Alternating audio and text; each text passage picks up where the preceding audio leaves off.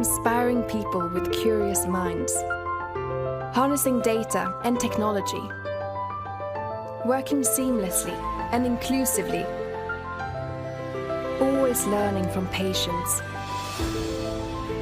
AstraZeneca R&D, helping unlock the power of what science can do.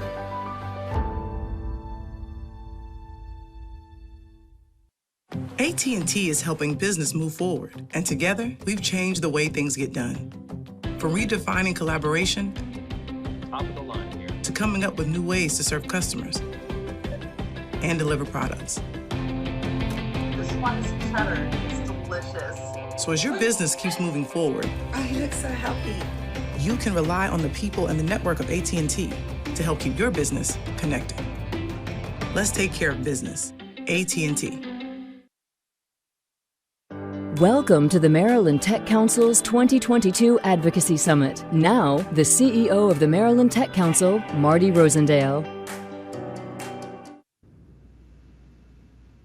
Good morning, everyone, and thank you for joining the Maryland Tech Council's 2022 Virtual Advocacy Summit. I'm Marty Rosendale, CEO of the Maryland Tech Council. With over 500 members who drive innovation and save lives every day, Maryland Tech Council is the premier organization working year-round to advocate for the interests of technology and life science companies at the local, state, and federal level. We had hoped to see each of you in person today for both the Advocacy Summit and our Leadership Dinner. However, instead, we've combined both events into a short virtual program. Nonetheless, we're thrilled that we can set aside this day to connect with our elected officials, showcase some of the great work from Maryland's life science and technology industries, and share our policy priorities for the new year.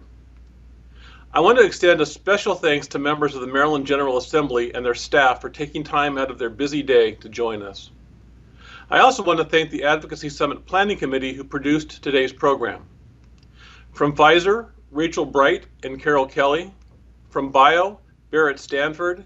Sherry Giorgio with Gilead Sciences and Amy Prentice with AstraZeneca. Tiffany Harvey from Comcast and Ashley Greenspan with Crown Castle. Board member and chair of the Legislative Coalition, Tim Lydon with Eli Lilly. And Beth Levine and Rick Abruzis with KO Public Affairs. And lastly, board member Howard Rothman with JP Morgan Wealth Management for securing our keynote speaker, Stephanie Roth. Maryland represents one of the largest life science hubs in the country, with over 2,700 biotech and life science firms that contribute to more than 54,000 high-paying jobs in the state. We also boast the second highest concentration of STEM workers in America, which powers a dynamic and growing cyber and technology workforce. Few localities in the world can match Maryland's bounty of economic assets, and that is precisely what makes our relationship with state policymakers so important. Now, events like today's cannot happen without your support, so I'd like to take a moment to thank our sponsors. Our champion sponsors, AT&T and AstraZeneca. Our advocate sponsors, Adventist Healthcare, Amgen, Horizon Therapeutics, Pfizer, the universities at Shady Grove, We Work for Health, and Xometry. Our legislative host sponsors, Alexandria Real Estate Equities, Amgen, BTS Software Solutions, Iron Bow Technologies, and the Maryland Department of Commerce. On behalf of our members, the Maryland Tech Council engages with policymakers to address threats and opportunities that impact the tech and life science industry's ability to innovate and expand the frontiers of human knowledge. We also strive to connect businesses, communities, and the government because creating meaningful change starts with meaningful dialogue. In the past 12 months, our community and our nation have overcome considerable obstacles. From year 2 of the COVID pandemic to supply chain constraints that affect businesses and consumers alike. Through it all, Maryland's technology and life sciences community demonstrated unfailing optimism for the future and total commitment to helping solve these big challenges. I couldn't be prouder of our shared efforts and results over the past year. Let me give you a few examples of those shared accomplishments. First, we launched the Technology Inclusivity Initiative known as TI2, and we're really excited about its promise. TI2 was established to advance inclusivity within the state's technology industry and fuel technology-enabled socioeconomic advancement for Maryland's underestimated communities. In other words, let's use technology to bridge our economic and social divides. We know that too many in Maryland have been marginalized and literally disconnected from opportunity for far too long. Righting that wrong is not easy, but it starts with conversation and willingness to identify concrete actions we can take together. Maryland's technology industry is committed to leading that conversation. I want to thank Maryland Technology Board Chairman David Tone and TI2 Chair LaToya Staten for their stewardship of this initiative, and all of the members of the TI2 Steering Committee for their selfless dedication. In addition to amazing programming and content, these community leaders recently developed the DEI in Action Pledge.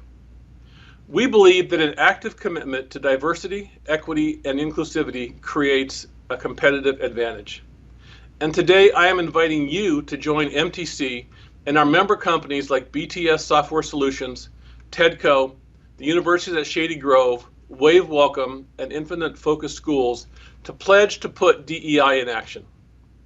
To take the pledge and receive the MTC DEI digital badge, go to our website at mdtechcouncil.com. Second, our business continuity task force is stronger than ever.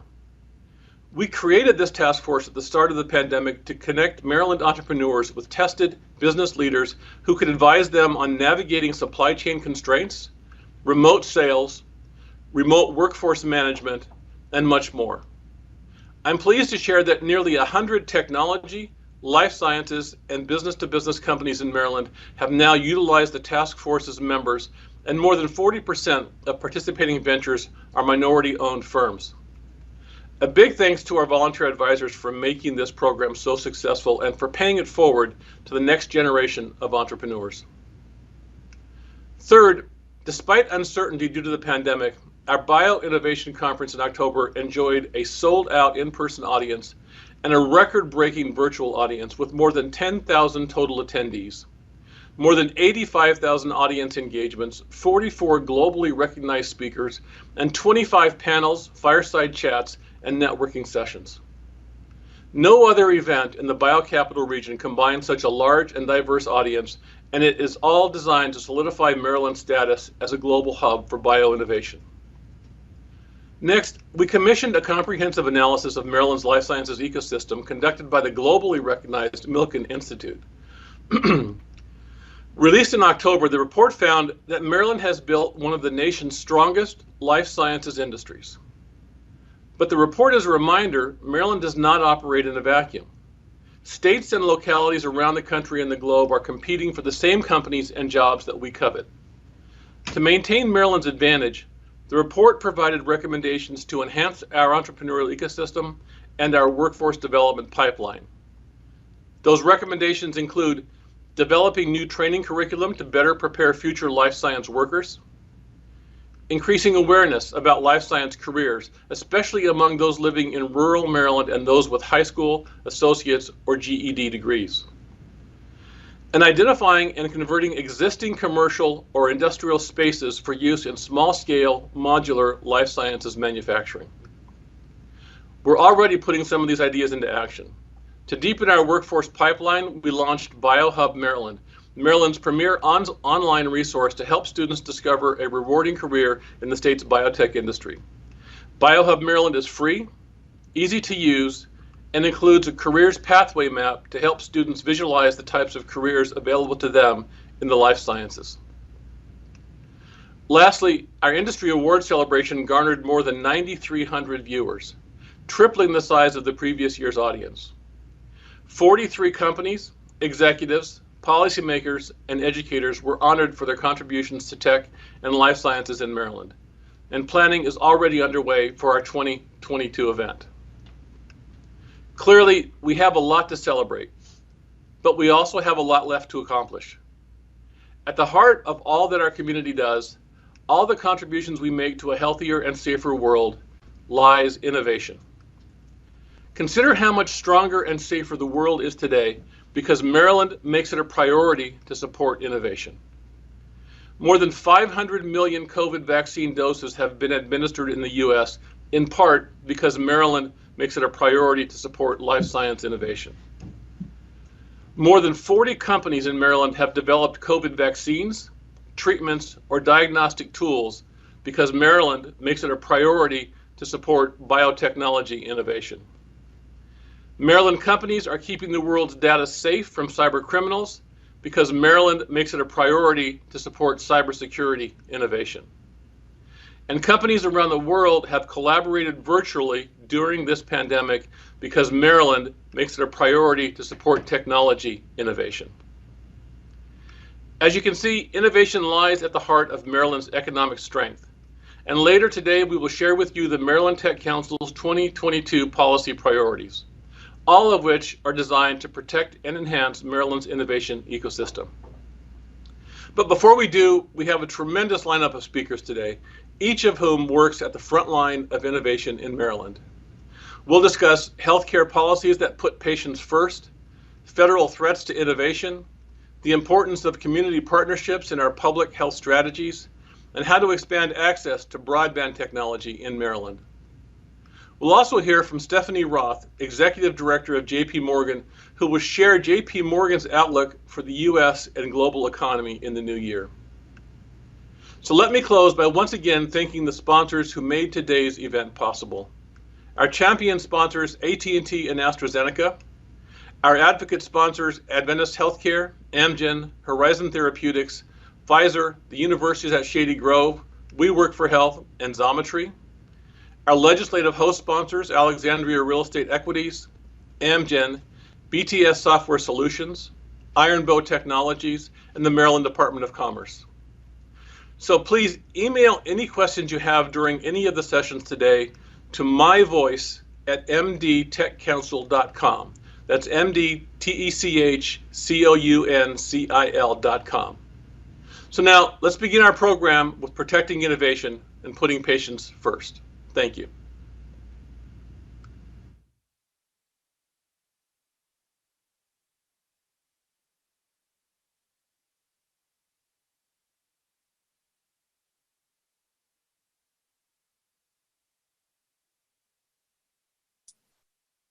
Well, good morning, everyone, and thank you for participating in today's summit, and thanks to the Maryland Tech Council for bringing together an important conversation. My name is John Stanford. I'm the Executive Director of Incubate. We're the national voice for life science venture capital, so the dollars behind the hundreds of companies that build and start and grow in Maryland every day.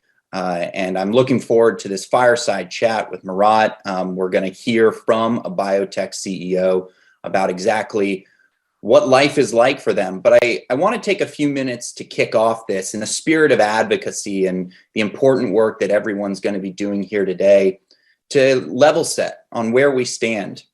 And also why our voice, that of life science venture capital, we feel is important to have at the table for some of these policy discussions. To talk about Maryland's life science success is to talk about a strong early stage ecosystem. And I think Maryland has really perfected a model of a virtuous cycle where you have large visible companies that are name brands in all of our households, but you also have biotechs doing incredible things we've never heard of. And behind that is a set of capital, life science venture capital, that spends about $20 billion a year to make sure that these companies have the dollars, the risk they can take to pursue this science that means so much for patients. When I talk about venture capital, I really talk about the need of investors for having three things to really move forward. The first thing any investor needs when they meet someone like Murat, who has a brilliant idea and a prospect for putting patients first, they need to know, how much are you looking to borrow today? And for new startup companies, that's usually measured in the millions of tens of millions of dollars. But as companies move forward in that pipeline, that can be hundreds of millions of dollars. And so investors are looking at, how much money do you need today? And then what's the likelihood of success? That's why so many of our venture capitalists have PhDs and MDs and are former trained scientists themselves, evaluating what's real science and what's pie in the sky. And then finally, and the reason we're here today, is life science venture capital And all capital in almost any system needs a predictable set of rewards. And unfortunately, we're in an environment where a number of those rewards are being questioned. And capital flows like water. And as we meet with our life science venture capitalists, they're clear that if barriers to those rewards get erected, they simply won't be able to justify to their investors, our retirement funds, our pension funds, our university endowments, they won't be able to justify remaining in the life science sector. And so we're very concerned that this vibrant ecosystem that brought not just breakthroughs in cancer and cures for hepatitis C, but also brought us COVID vaccines and hopefully will restore life and we'll be able to do our next summit in person because of those breakthroughs.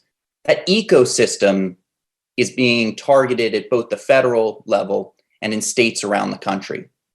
I think it's important to reflect on why is this industry so targeted? I mean, we truly as an industry, everyone in this room who participates in life sciences should wear a badge of honor for helping navigate through COVID. I know a number of the sponsors of today's event, as the names were being read out, those are the very same companies that pivoted quickly to advance COVID vaccines.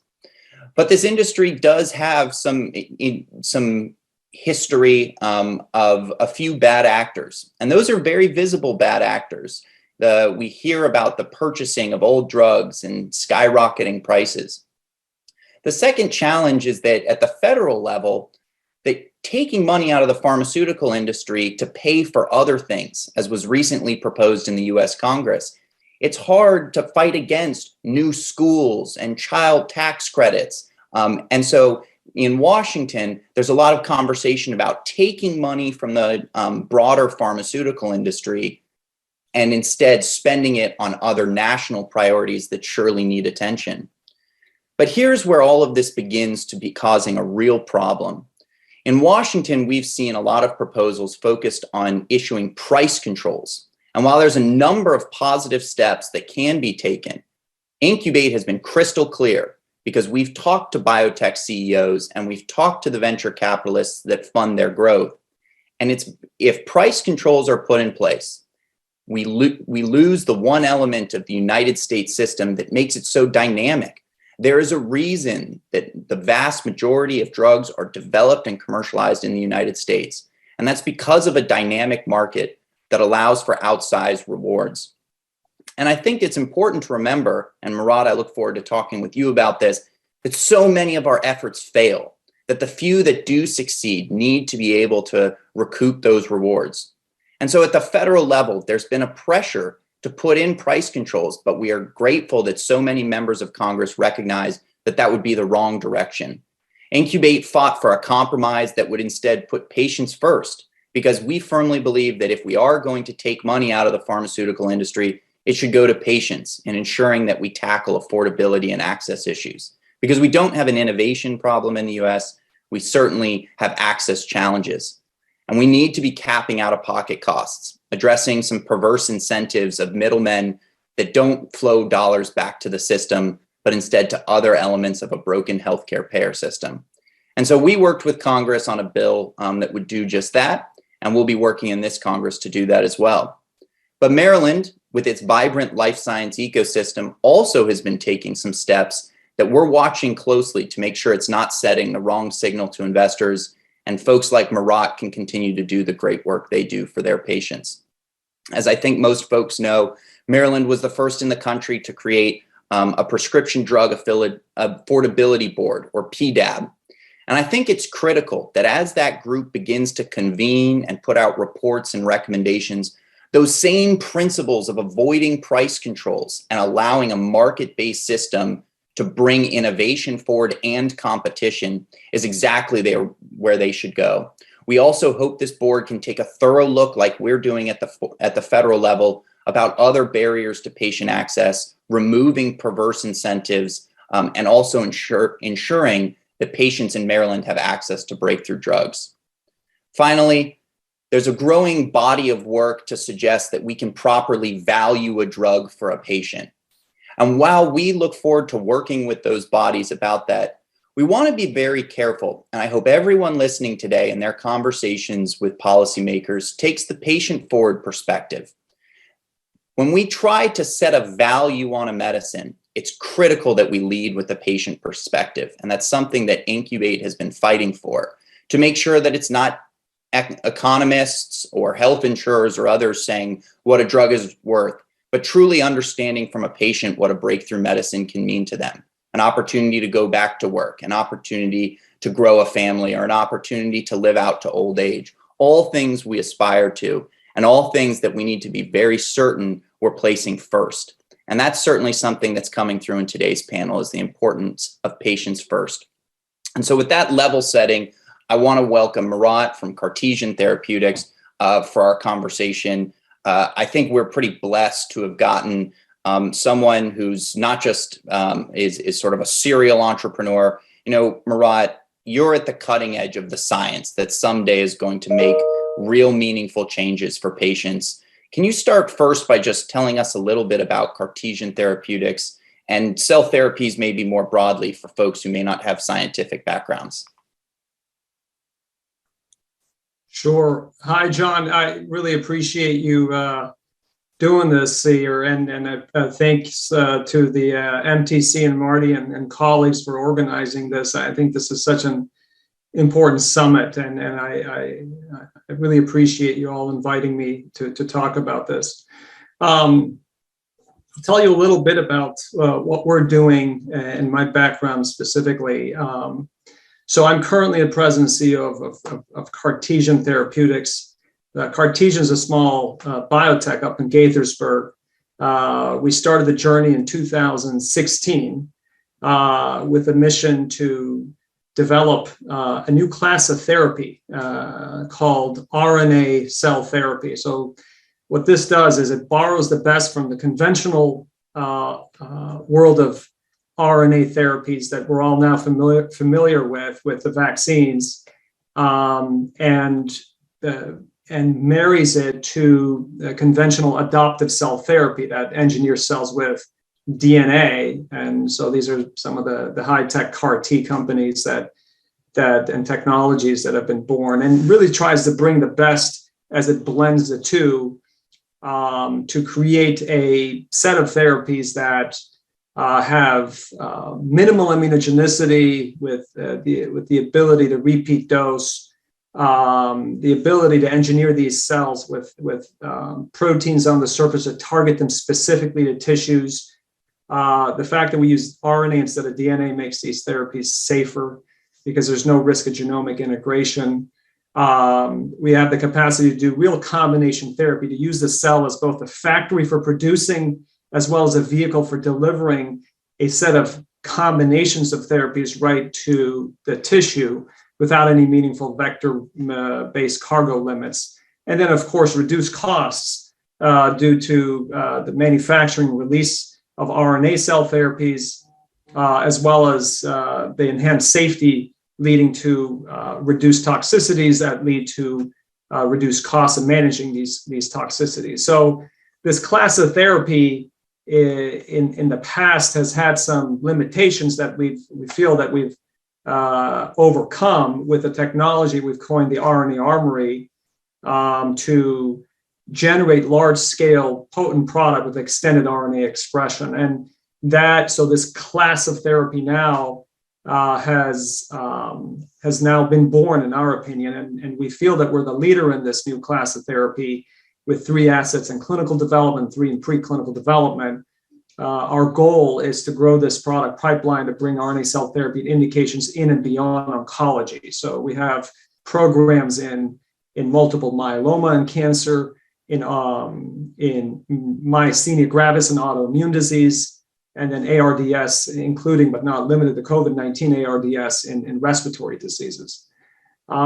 We feel that we've been able to do this through a significant investment in-house of manufacturing, GMP manufacturing. So we built our own state-of-the-art GMP manufacturing facility up in Gaithersburg. We manufacture RNA at GMP-grade large-scale levels. We have our own quality control laboratories, process development laboratories. We bank cells internally. So a lot of work has gone in, and what's always amazing to me is that this has happened with a small team of 20. We're a fully integrated team of physicians and scientists who do a lot. So we do discovery in-house, we do regulatory in-house, we do GMP manufacturing and quality, we release our own product in-house, we also do clinical operations in-house. So the fact that we have a relatively small team doing so many things is just impressive to me. And I'm so grateful to my colleagues for being so committed to bring out a lot of these therapies in record time. So we're 5 for 5 now in INDs over the last 5 years. And the hope and expectation is that we will unleash the potential and reach of cell therapy through RNA engineering. Well, I think that's, you put on a lot there, but I just want to stress to everyone listening that this is truly breakthrough science. And I think we've all, if RNA was something most of us hadn't seen since a biology textbook in 8th grade, I think we're all very familiar now with the concept of RNA because of just what it meant for the vaccine community. Before we sort of go into some of the advocacy conversation, I want to, you wear a few hats. One is you're a serial entrepreneur. This isn't your first company that you're taking through. Is it that promise of cell therapies that this is truly breakthrough that brought you back in to build out this company? And then I believe you also wear a little bit of an investor hat. Can you talk a little bit about what you look for and why that deployment of capital is so critical? Yeah, so my background, I was trained as a physician scientist. I got my PhD in immunology and my MD, and then went off and did a residency in ophthalmology, and then recognized that the day-to-day clinical practice and sort of research in an academic setting wasn't for me, and so I teamed up with a friend and colleague of mine of many years. His name is Mike Singer, and he has a similar background as me as a physician scientist. And he and I came to the realization around the same time that, I think our destiny was in building companies as opposed to the academic practices. And so we went off and started our first company in the healthcare life sciences around a technology to motivate people to remember to take their medications on time, because non-adherence to medications is a big problem, affects a lot of people.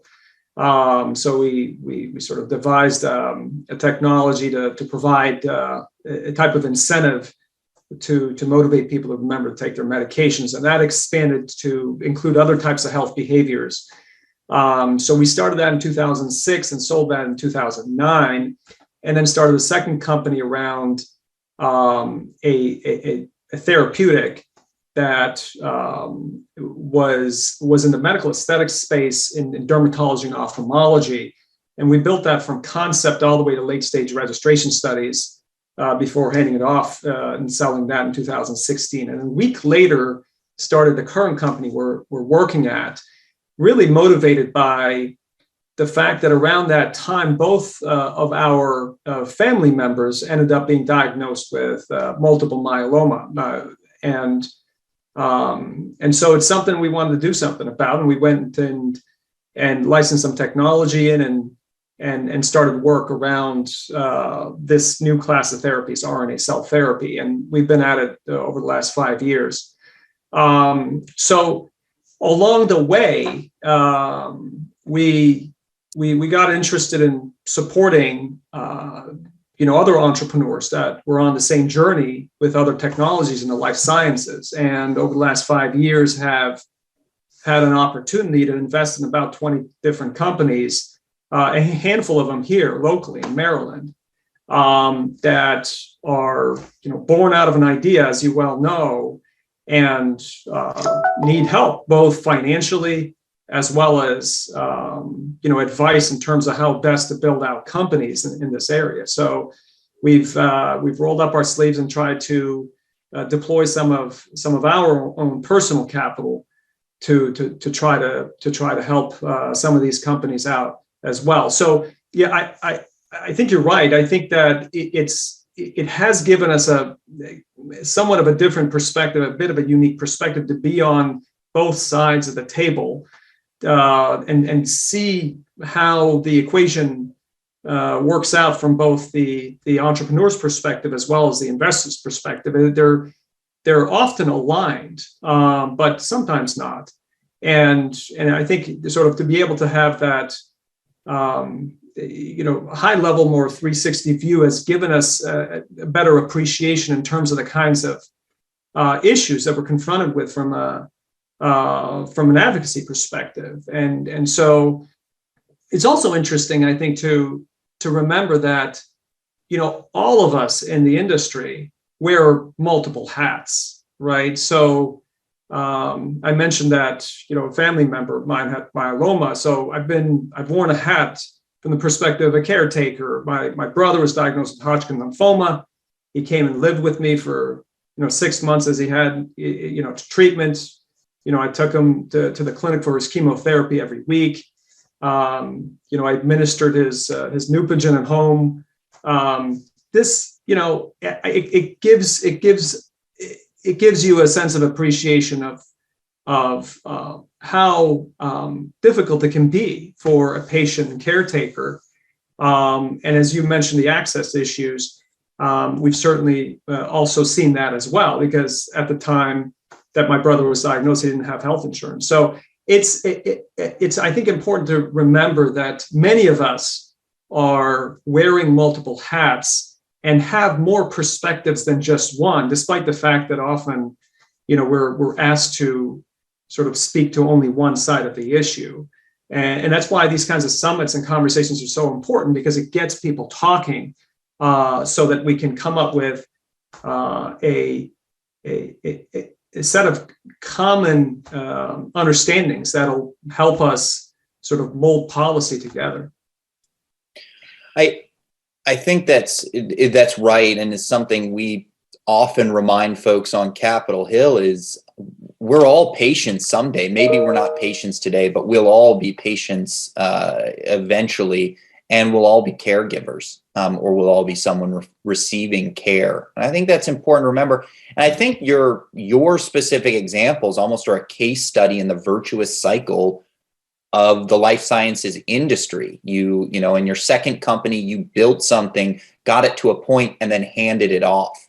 And I think there's some confusion, at least with policymakers, about the M&A cycle that actually allows that capital along the way to redeploy.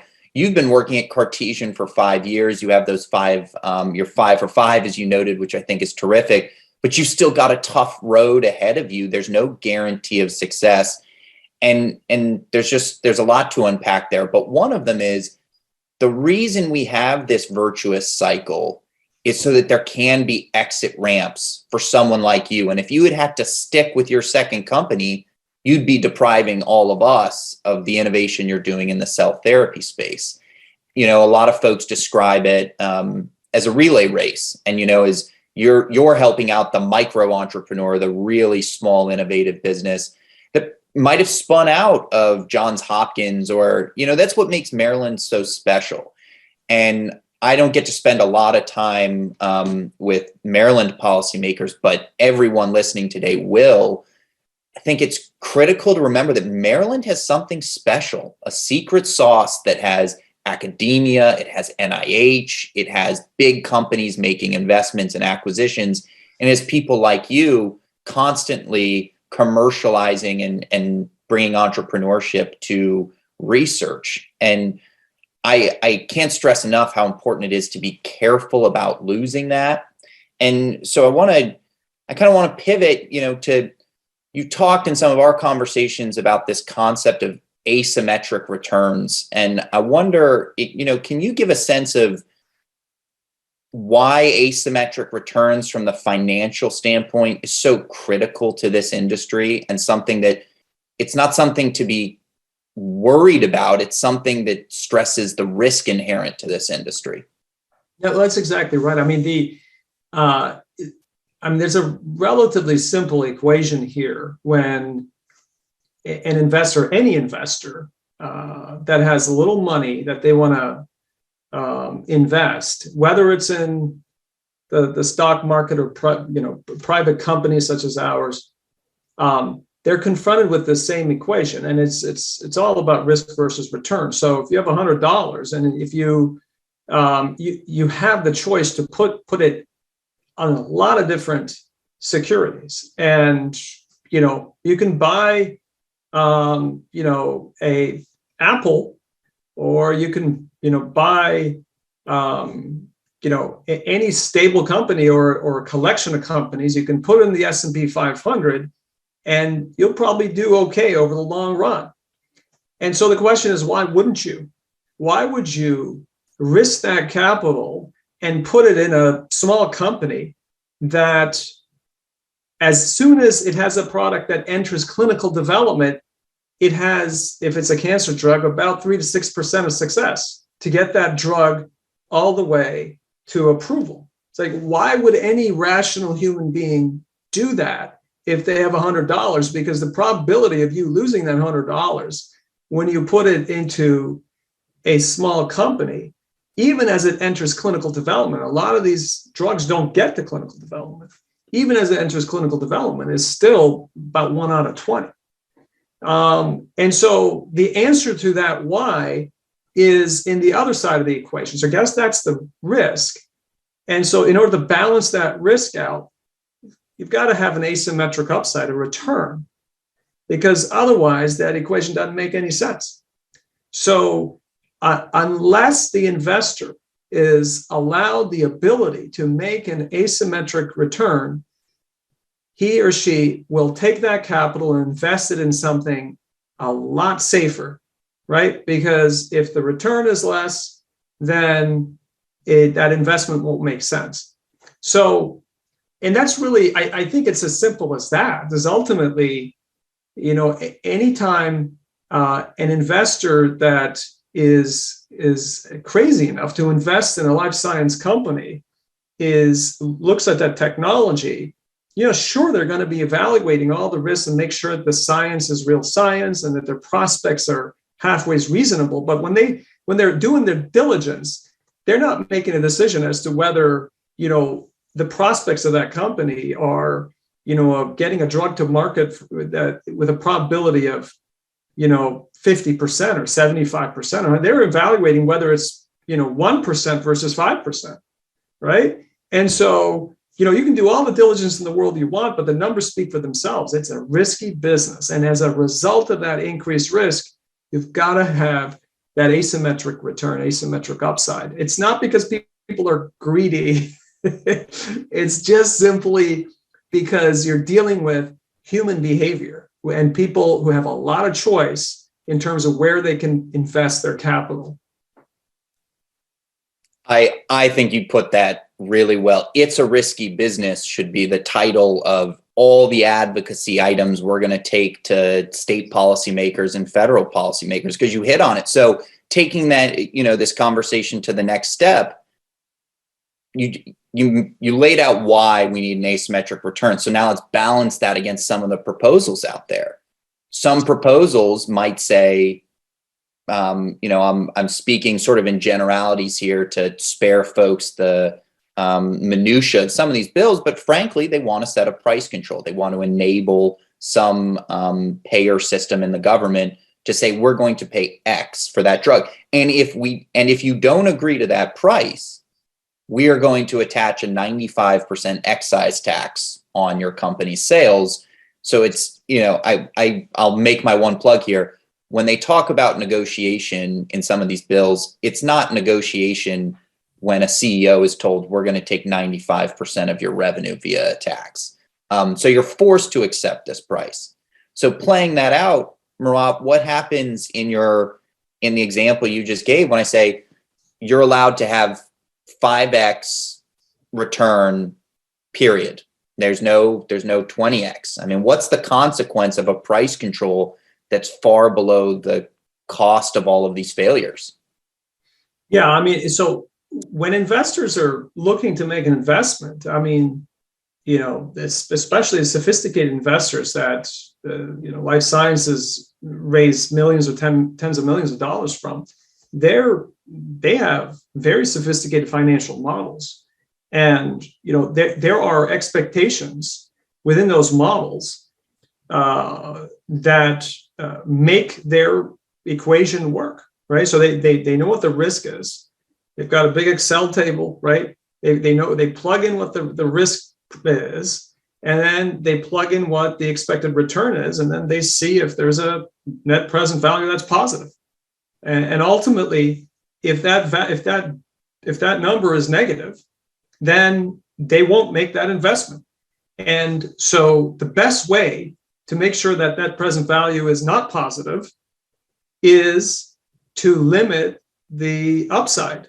And if you do that artificially, then you're going to see a lot of investment that flows away from the life sciences and biotech and towards other investments that are less risky, right? As by definition, that's human nature. So it's not that hard to predict what would happen when you artificially manipulate the investor's equation by putting a cap on what the upside should be through price controls. Ultimately, it would have a very chilling effect on the dollar flow into the industry. I completely understand the desire to want to limit pricing when the actual sticker price that people see with some of these new cutting edge technologies is really high. But I think people have to sort of take a step back and ask, why do we have so much incredible innovation in this country as opposed to other countries? And I think the reason is because the innovation system here works. People have figured out how best to balance this risk versus return equation in a way that allows that engine of innovation to keep chugging along to a point where we were well positioned to be able to develop not just one, but multiple vaccines in record time, the likes of which we've never seen in the history of drug development. And so, these kinds of investments, these kinds of innovations don't just appear overnight. They build upon a system of innovation. And as you earlier said, John, anytime that, certain barriers and blockades are proposed towards this innovation, it has a chilling effect. Certainly price controls would be one of them. And I think that that's a good segue to one of the first questions that we've got from the audience. And, they talk about, okay, how can we, and I do encourage folks send in questions. First question comes in for you, Murat, of those elements and this asymmetric return, how important is intellectual property, and how important is it that we continue to protect intellectual property? Well, IP is the lifeblood of innovation, and it's absolutely critical to protect it. Ultimately, in the context of any deal, whether it's a capital raise or merger or some type of partnership, there is a heavy diligence that goes into intellectual property that protects the assets from competition. Ultimately, a patent, as you well know, is a contract with society that over the course of 20 years, I'm going to teach you how to practice my invention, and in return, you're going to give me exclusivity over the course of 20 years. So, that contract is sacred, and in particular sacred in the context of therapeutic development. So, from our perspective, if we didn't have solid intellectual property, there'd be no way that we would be able to raise capital. There'd be no way that we'd be able to have a partnership or sort of hand the baton off, if you will, as you eloquently articulated earlier, to a larger company, because it's a core part of any diligence process that goes on, and it should be, because ultimately it is the lifeblood that drives innovation. I hope we can chop that up and play it for everyone, because IP is everything, without a doubt, from the investor perspective, from the acquiring company perspective. It is everything. And you talked about, this U.S. dynamism and why is it here that all this is happening? 40 years ago, the U.S. passed a set of laws that defined that our IP system is going to be the best and allow people like Murat to chase their ideas with this sacred protection and that contract with society. And I'm not ignorant of the pressures of being a policymaker, particularly at a time of a health pandemic, but we saw globally calls to eviscerate those IP protections because we're in this moment of crisis. And I think it's important to call out that the moment that IP can't be relied on is the moment that the next breakthrough doesn't get invested in by someone like Murat. And so, it can be, price controls on one side and IP, weakening of IP on the other. Another question that came in about, are there other futures, or are there other risks to the future of investment in the life sciences? And Murat, I want to turn that to you in a second. Do you see anything else on the horizon that could be challenging? But I want to say we talk about these things abstractly, but they're really the same side, the two sides of the same coin, an effort by policymakers to make the now free and available. And I understand how attractive that is. But you take a look at Cartesian, who's been toiling away for 5 years and has more years to toil away. What signal does that send to you saying, well, if you are successful, we're going to have to yank it because it's going to be too good? And I think it shows the short-sightedness in a lot of these proposals. But I want your take, Murat. What else do you see as sort of risks or concerns in the future of the life science space? Yeah. So, to your point, I think that visibility and predictability is absolutely critical for any investment in general, and investment in life sciences in particular, in biotechnology.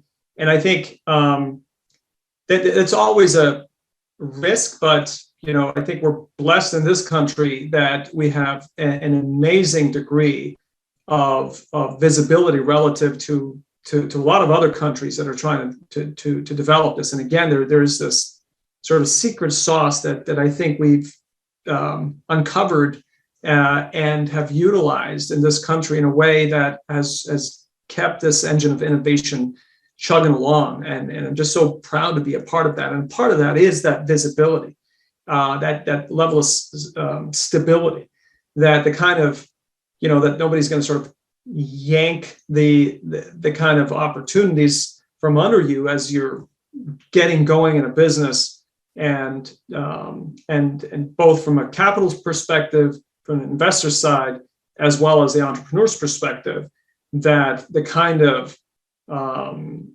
in the small chance that you end up being successful, that there's something waiting for you at the end.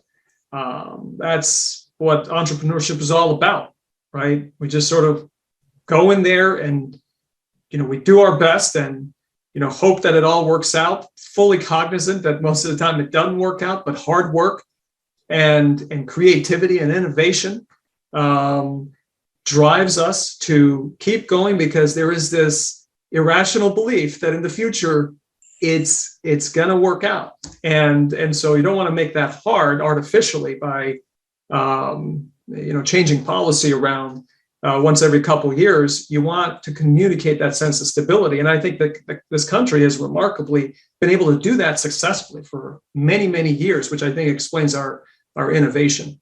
Other risks, I think, in the industry specifically, there's always a regulatory risk. There's, once every several years, you have a new FDA commissioner that comes. There's new way of looking at, drug approvals.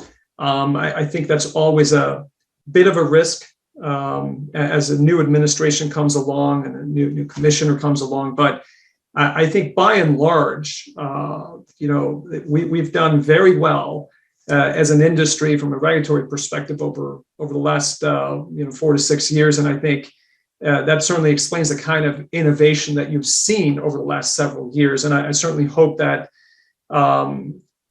that continues. That level of stability and visibility from a regulatory perspective continues over the coming years. Yeah, I think that stability and that predictability is the environment that's needed. I want everyone to take note. 2 words: crazy and irrational, because that's what the level of risk that we're talking about here. And I appreciate the honesty, Murat, that is entrepreneurship, like you said, writ large. Doesn't matter what industry you're in. You have a belief you can do something better than it's being done today, but you add in, the drug development process over 15 or 20 years, and you are taking, some scientists spend their entire career pursuing one asset. And I think we all have to appreciate that. We had some questions come in around putting, we talked about putting patients first early on. And if money is shifted from industry, how do we make sure it is spent to support patients? And I'll take a crack at that. But everyone I've met in the entire life sciences ecosystem, I think, is united around the concept that if people can't take the medicines, then what are we all doing here? And so access is always a part of every conversation. How do we get patients doing that? I think there have been some good proposals, and I think we need to take a step back and look at how our convoluted health payer system is working. Whether you're insured, whether you have Medicare, whether you have Medicaid, whether you're completely uninsured, we're all experiencing a very fractured piece. But I think we need to look at that payer system. Out-of-pocket costs have gotten out of control, and I think this is something where there's bipartisan support in Congress. And if we are going to raise money from industry writ large, let's use it to close out-of-pocket costs, because that is true savings. We look at the advent of high deductible healthcare plans. Well, if you have to spend $10,000 or $15,000 for a family before you start to get your insurance to be insurance, most American families cannot stomach that burden. And so I think in bringing down those out-of-pocket costs, the rise of co-pays, the rise of co-insurance. I use sort of an example, in some offices we talk to, the concept of an $100,000 drug. How can that possibly be worth it, even if it is a cure or something? And let's cut that price 50%. If you have a 10% co-insurance on that product, and it goes from $100,000 to $50,000, which from Murat's perspective puts that business entirely out of business and removes that asymmetric return. But even in that world, we'd have a patient exposed to a $5,000 co-insurance. Again, most Americans, most Marylanders cannot stomach that cost. And so when we talk about putting patients first, I think we need to be talking about closing out-of-pocket costs and bringing down those peripheral costs in the insurance system so that when your doctor prescribes a drug and you have insurance, you can get that drug without going into financial ruin. I think that's the kind of patients first language we need to be talking about. We also need to be talking about that, half of every dollar spent in life sciences isn't going to Murat.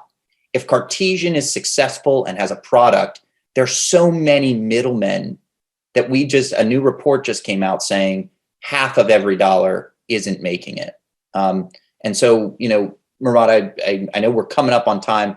So I want to close, how is Cartesian putting patient first? How is the work you're doing, sort of how does the patient factor into your thinking day after day?